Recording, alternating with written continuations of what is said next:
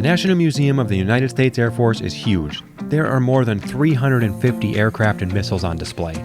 We're going to take a look at just 5 of the many highlights you can see at this Dayton, Ohio destination. First, the President's plane. The scale of this SAM 26,000 aircraft is impressive. It was the flying White House beginning in 1962 with President Kennedy. Walking on board this plane feels like walking into history.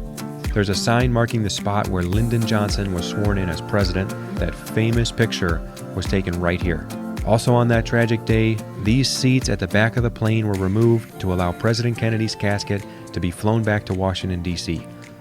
Altogether, 8 presidents used this aircraft to fly around the world.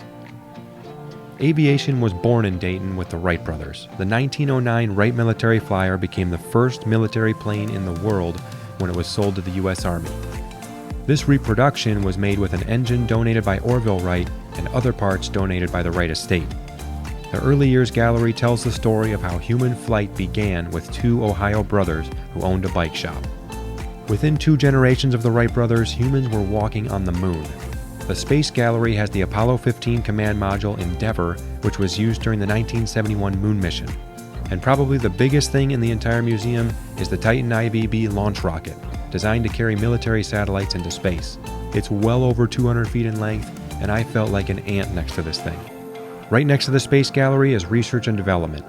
The XB-70A Valkyrie was a supersonic nuclear bomber developed in the 1960s but never produced. This prototype, which reached Mach 3 during test flights, is the only one in existence.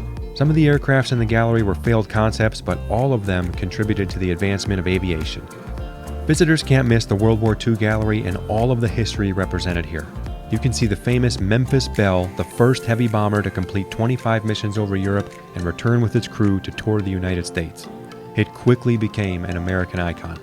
There's an exhibit honoring the Tuskegee Airmen, whose inspiration led to the desegregation of the armed forces, and one of the most historically significant aircraft on display is the B-29 Boxcar, which dropped a nuclear bomb on Nagasaki in 1945, giving it the slogan, "The aircraft that ended World War II."